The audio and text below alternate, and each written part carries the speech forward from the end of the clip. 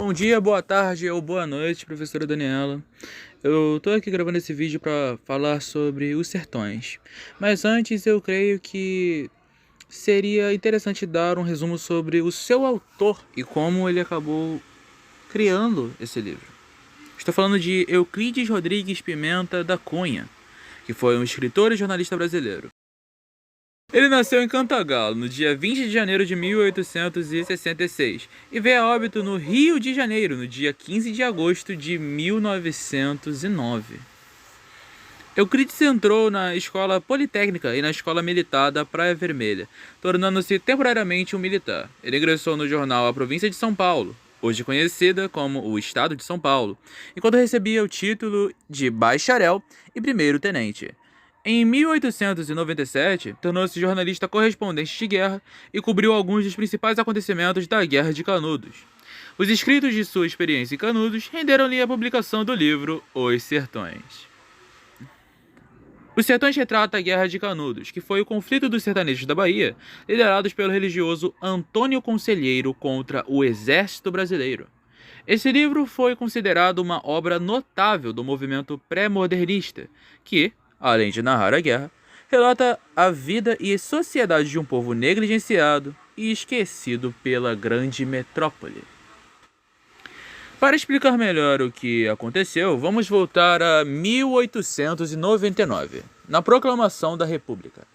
Com o fim da monarquia, Marechal Deodoro da Fonseca assume o poder do Brasil, porém, isso não muda efetivamente nenhum problema na vida da população, principalmente no sertão da Bahia.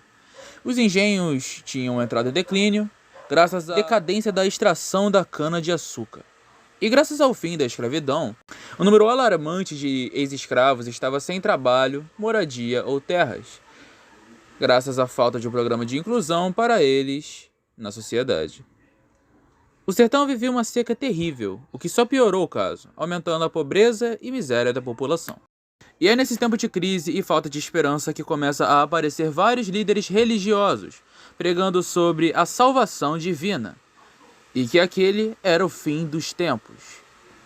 Esse movimento foi conhecido como messianismo. O mais famoso deles foi Antônio Conselheiro. Ele atraía muitos fiéis para sua causa em suas peregrinações por todo o sertão e pregava contra a República, por achar que o governo não deveria ser laico e sim se apoiar em Deus. Além disso, ele discordava dos impostos e incentivava a população a desrespeitar as autoridades locais.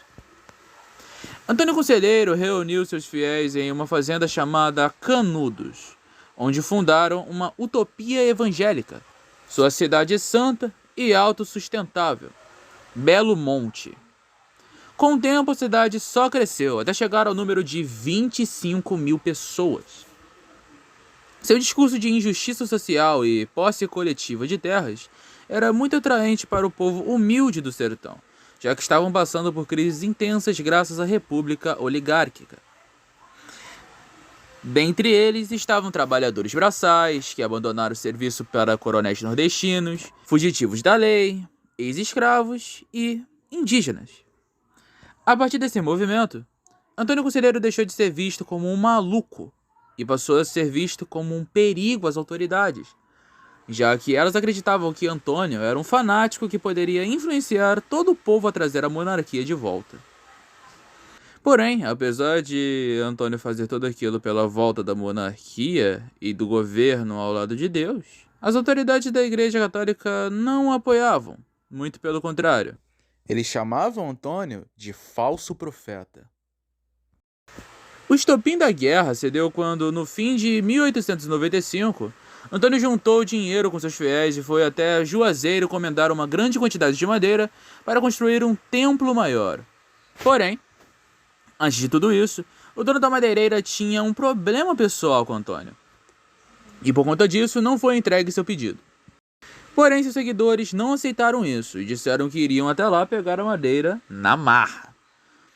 O vendedor denuncia o caso à República, e a elite policial de Juazeiro acha isso um absurdo da parte do povo de Canudos.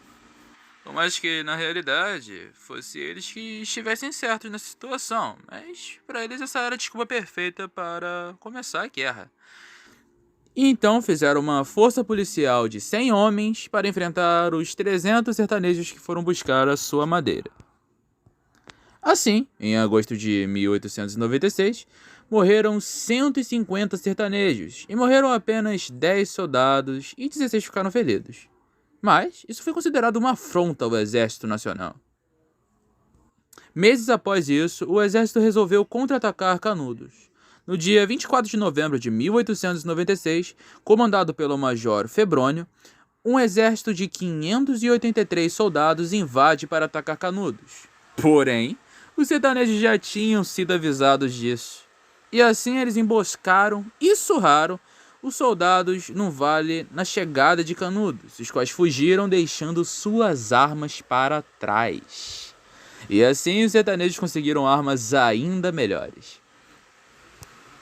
Esse ocorrido chega até o Rio de Janeiro, e o presidente Prudente de Moraes chama um coronel do exército chamado Moreira César para resolver esse caso. Ele foi para a Bahia com 1.500 homens, 15 milhões de cartuchos e 6 canhões recém-comprados da Alemanha para a batalha.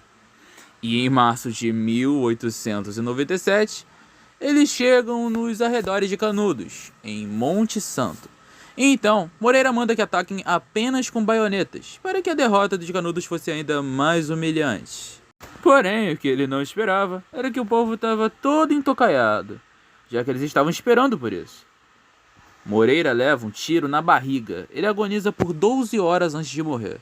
E mais uma vez, o exército brasileiro perde, 3-0 para Canudos. Em agosto de 1897, o ministro da Guerra Marechal Carlos Bittencourt foi para Canudos numa expedição. Nela também foi o jornalista Euclides da Cunha. Esse jornalista viu e relatou todo o massacre, já que de agosto a setembro de 1897 se deu o último ataque. O Antônio Conselheiro morre no dia 22 de setembro de 1897, de disenteria. O exército leva um canhão chamado A Matadeira e dizima completamente a cidade de Canudos. 25 mil mortos. Cortam a cabeça de Antônio e levam para ser estudada pelo Dr. Raimundo Nina Rodrigues, que concluiu que o seu cérebro era normal. E assim, Euclides escreveu o livro Os Sertões, no qual relatou esse episódio, imortalizando essa história na memória nacional. Bom, esse aqui foi o meu trabalho. Meu nome é Josué Cadena Soares Tertuliano, sou do 6º período da Escola 3D.